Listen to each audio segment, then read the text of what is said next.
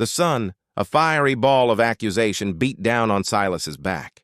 He stood at the edge of his field, a monument to despair. His corn was gone. Not harvested, not lost to blight or flood, but a massacre. Wide, jagged ruts carved deep into the fertile earth, a scar from a joyride. The stalks, his beautiful, ripening crop, lay broken and crushed, their sweet promise of a season's labor turned to mulch. Silas dropped to one knee, the dust rising around him in a cloud. He ran a hand over a snapped stalk, its insides exposed and vulnerable. A tremor ran through him, starting in his fingertips and spreading like a cold fire to his core. It wasn't just the corn. It was everything. The new barn he'd been saving for. His mother's medication, which was more expensive than his small farm could afford. The last shreds of dignity he had left, all of it, trampled under the careless wheels of a stranger's vehicle. His mind replayed the sound he'd heard in the middle of the night, a distant, thrumming engine, followed by a high-pitched, careless laugh that echoed in the silent, starless sky. He'd dismissed it as teenagers on a joyride, a fleeting annoyance he couldn't be bothered with. He'd been wrong. This wasn't an annoyance. It was an act of pure, malicious destruction. When he looked up, he saw her. She was standing on the gravel road that separated his land from his neighbor's.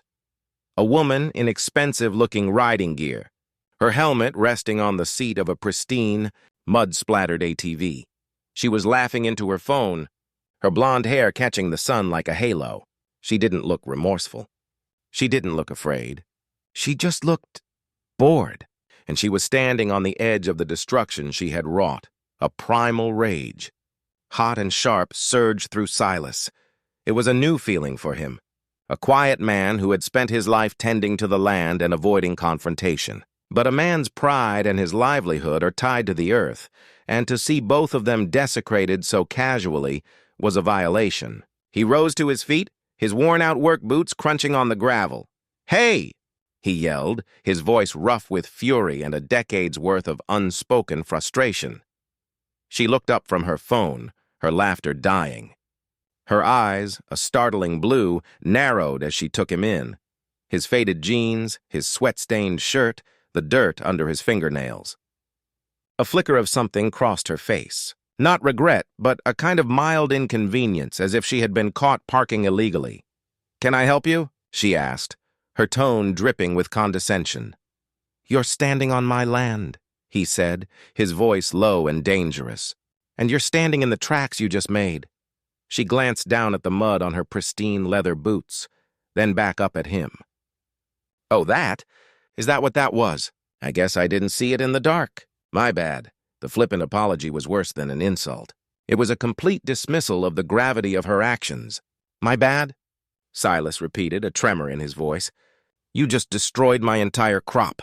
My entire season's work. You just took my livelihood and trampled it for fun!" She rolled her eyes, her gaze drifting over his ruined field. "Don't be so dramatic. It's just corn. I'll pay you for it. What's a few $100? A few $100. The words hit him like a physical blow. He stared at the field, calculating. The lost yield, the cost of the seed and the fertilizer, the hours of back-breaking labor. It was thousands. 10,000, maybe more. He'd been counting on this harvest to make it through the winter, to pay off old debts and keep his farm afloat. "It's not a few $100, he said, his voice a low growl. "It's my life. And you don't get to just put a price tag on that and walk away?" She sighed, pulling a crisp white envelope from her jacket. It looked like it was fresh from an ATM. "Look, I get it. You're mad. Here." She tossed the envelope onto the gravel. It landed with a soft plop, a stark white against the gray and brown of the road. "That's $2,000. It's more than enough. Now, if you'll excuse me."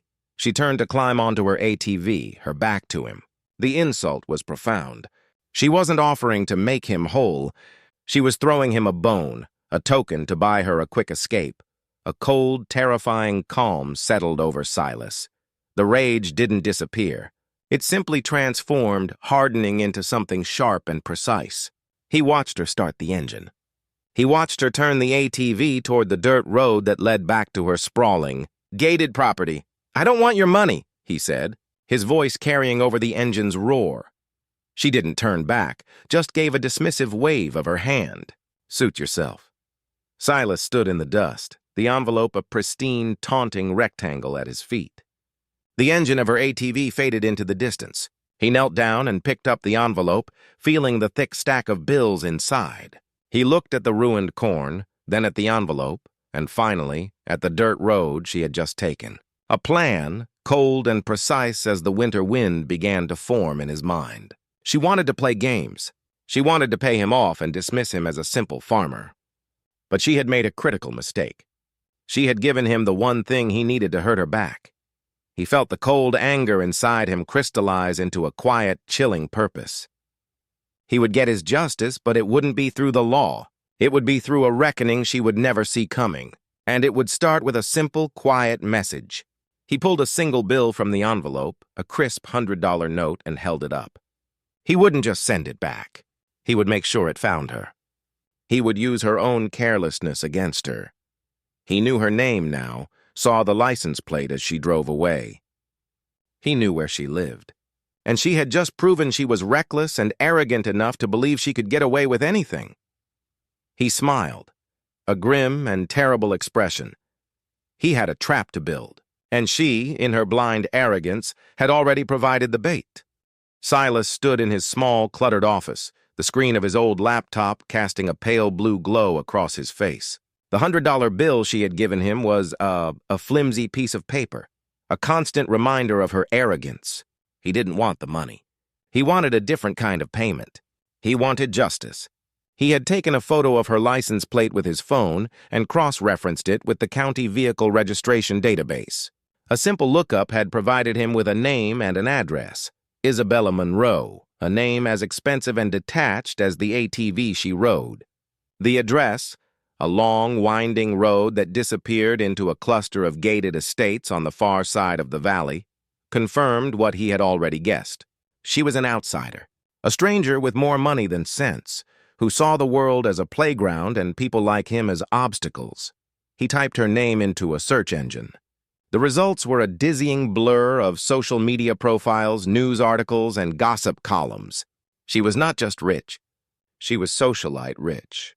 Her life seemed to be an endless reel of yacht parties, charity galas, and exotic vacations. One photo in particular caught his attention.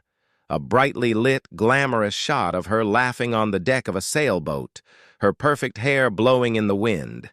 A caption beneath it read, "Bella Monroe, heir to the Monroe-Whitmore real estate empire, enjoying a much-needed break from the city."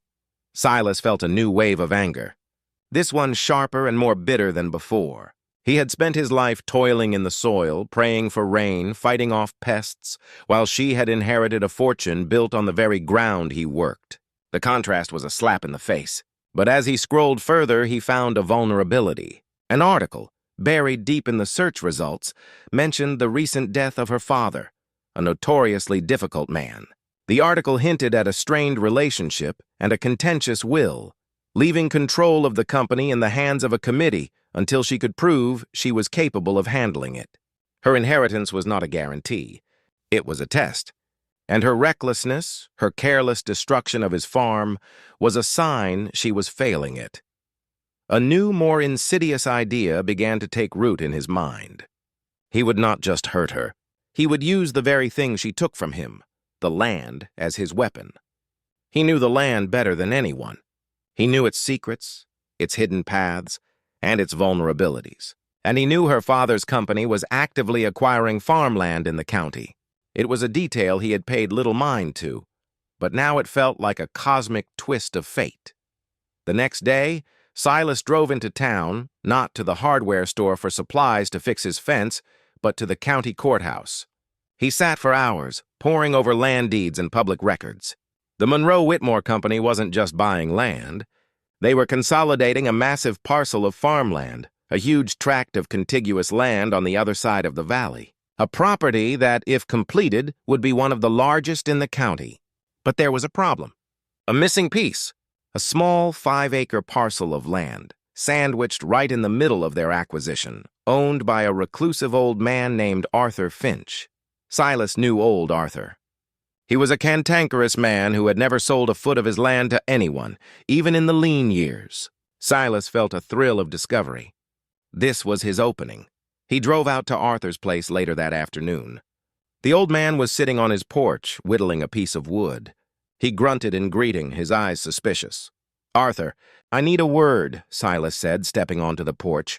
"Last I checked, I got 2 good ears," Arthur said without looking up. Silas ignored the old man's gruff demeanor. "It's about your land. The Monroe Whitmore Company wants it." Arthur's whittling knife paused. He finally looked up, his eyes a cold steel gray. "They've been bothering me for a year. The little girl who runs the place keeps sending her people. They offer more money every time. Tell them to get lost." "I can do better than that," Silas said, pulling out the envelope with her $2,000. He laid it on the small table between them.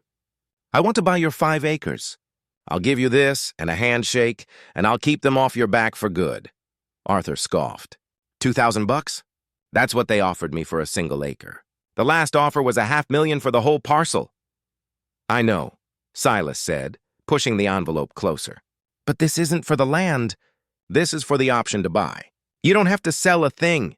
You just have to give me your word that if you ever do, you'll sell it to me first, and for whatever they offer.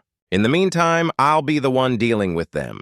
For you, this money is just a gesture, a guarantee. I'll make them leave you alone." Arthur stared at the money, then at Silas. Silas wasn't offering to buy his land cheap. He was offering to fight his battles for him. There was a different kind of honor in that. The old man had dealt with the corporate lawyers and their relentless offers for months. He was tired. He picked up the envelope, felt the crisp bills inside, and looked at Silas. "You're a damn fool, Silas. You'd go up against $1 million company for 5 acres of weeds?" "They trampled my crops," Silas said, the words simple and hard as granite. "I'm not doing this for the weeds, Arthur. I'm doing it for something else." Arthur looked at his face, at the cold, hard glint in his eyes. He saw the fury, but he also saw the resolve. He slowly put the envelope in his pocket, a ghost of a smile on his lips. "All right, boy. I got a feeling this is going to be more trouble than it's worth for you. But you got my word. The land is yours if I ever decide to sell." Silas walked back to his truck, the cold plan solidifying in his mind. He now held the single most important key to her entire empire. She wanted to play games with money. He would play games with power. He was no longer just a farmer standing in a broken field. He was the one thing standing between her and her father's empire. She had trampled his crops. Now he was going to trample her inheritance. The phone in Silas's hand felt heavier than a shovel. He held the business card with the Monroe Whitmore logo, its polished font a stark contrast to the dirt under his fingernails. After 2 days of quiet contemplation, the plan was ripe. He wasn't going to call with a demand. He was going to call with a proposition. He took a deep breath, the scent of fresh-tilled earth and the phantom smell of crushed corn filling his senses. He dialed the number. A crisp, overly polite voice answered. "Monroe Whitmore Group, how may I direct your call?" "I need to speak to whoever is in charge of the land acquisitions in this county," Silas said, his voice as steady as a fence post. There was a brief, almost imperceptible pause on the other end. "May I ask the nature of your inquiry?"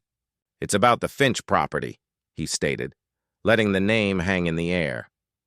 "I believe you have an active offer on it." A few seconds of silence followed. The automated calm of the operator's voice was replaced by a sharper, more alert tone. "One moment, please. I'll transfer you to a land management specialist." The line clicked, and a different voice, colder and more authoritative, spoke. "This is Martin. Martin, my name is Silas. I'm calling about the 5-acre Finch parcel. It's come to my attention that you are having some difficulty with the current owner. We've been in negotiations. I'm not at liberty to discuss our private transactions," Martin said, his voice flat with dismissal. "If you're a broker, we have no interest. Mr. Finch has been difficult." Silas allowed himself a thin, grim smile. "I'm not a broker, but I can tell you that as of 2 days ago, Mr. Finch and I came to an agreement. He won't be selling that land to you or anyone else unless I say so." The silence this time was longer, more profound. It was the sound of a well-oiled machine hitting a brick wall. "I don't understand. Mr. Finch is an independent owner. He can sell to whomever he chooses. And he chooses not to sell to you, Silas countered calmly. Not unless you go through me first. I have a verbal agreement with him. It's not legally binding in a court of law, but Mr. Finch is a man of his word. And he's tired of being bothered by your lawyers. What is it you want? Martin asked, the annoyance seeping into his tone. I want to speak to the person in charge of this entire operation, the one who's going to be in trouble if this deal falls through. I want to speak to Isabella Monroe. A gasp was audible through the phone, followed by hushed, frantic whispers on the other end. The line went silent again, and Silas waited. He pictured her in her sleek office, surrounded by glass and chrome, her perfect world about to be disrupted by a man she'd dismissed as a bumpkin. Then he heard her voice. It was less polished than the operator's, a hint of annoyance and an undertone of condescension. This is Isabella Monroe. Who is this? It's the farmer whose corn you ran over, Miss Monroe, Silas said, the words a hammer blow. He heard her sharp intake of breath. I believe we spoke the other day. I just want to be clear about the terms of our future interactions.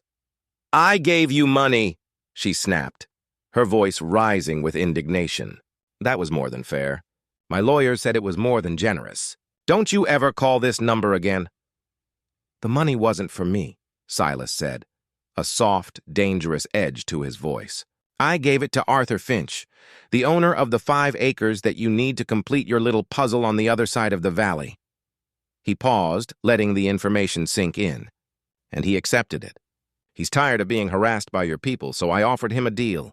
He gets to keep the money, and he gets to tell your company to come to me for any future offers on his land. The silence this time was deafening. Isabella, the socialite, the heiress, the woman of effortless privilege, had nothing to say. He could hear her breathing, short and shallow. She was scrambling, calculating, her mind racing to comprehend how a simple farmer could have outmaneuvered a multi-million-dollar corporation. He had just revealed her Achilles heel, the one piece of the puzzle that, if she couldn't acquire, would prove her incompetence to the board her father had set up. What is your price? She finally spat out, the words laced with pure venom. I don't have one.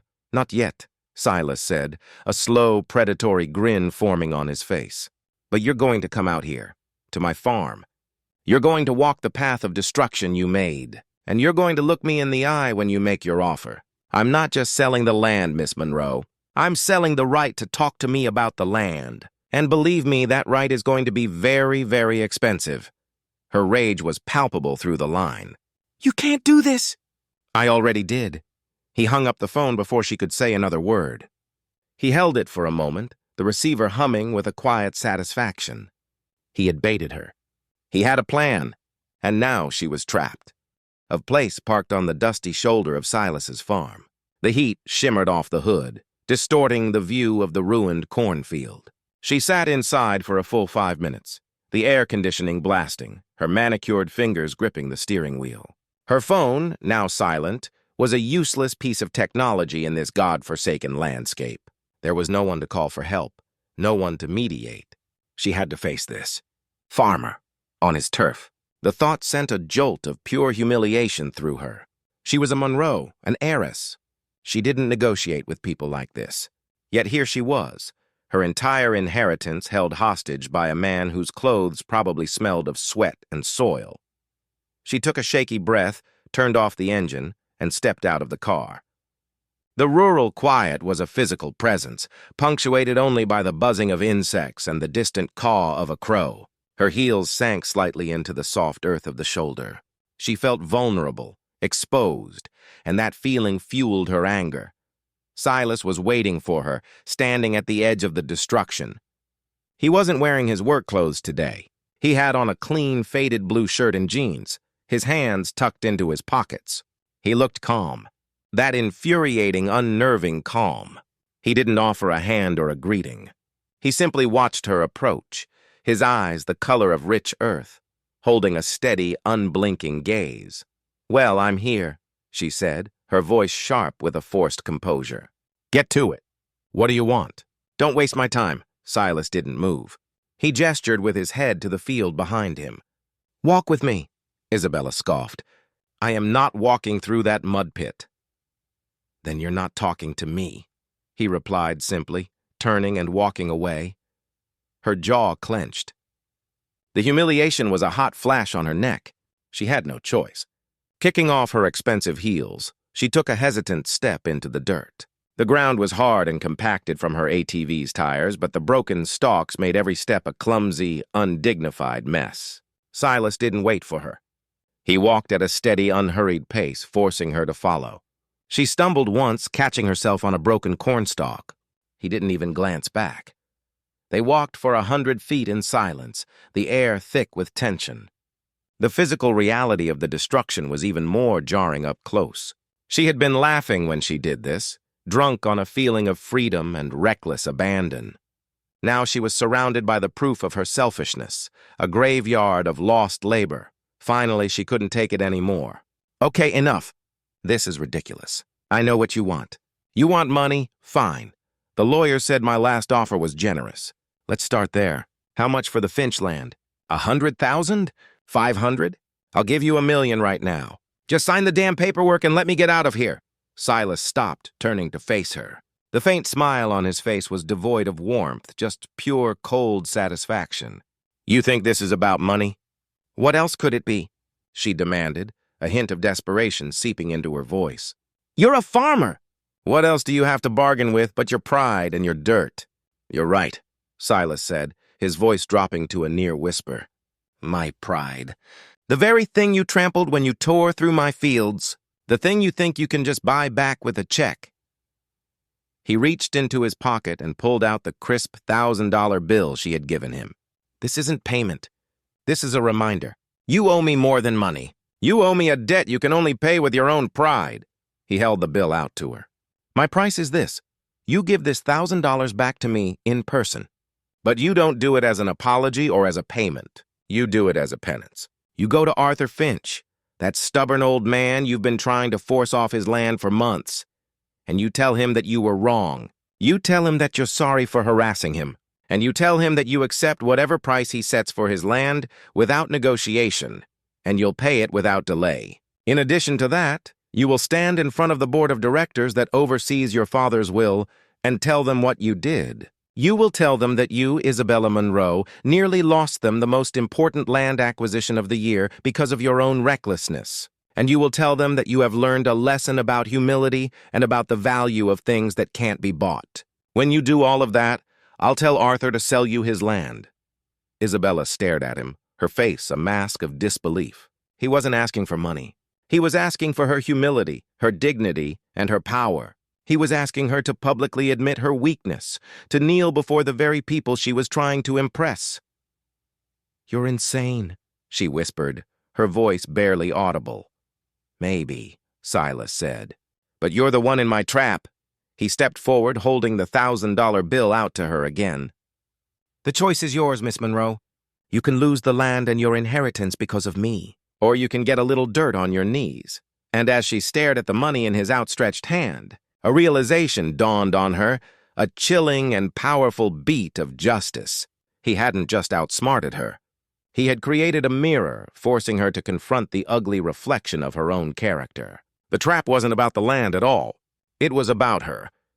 Isabella drove away from Silas's farm, not in a rush, but in a daze.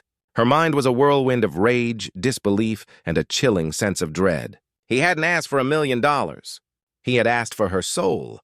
Every item on his list was designed to publicly strip her of the very things she valued most, her pride, her social standing, and her apathetic detachment from the world.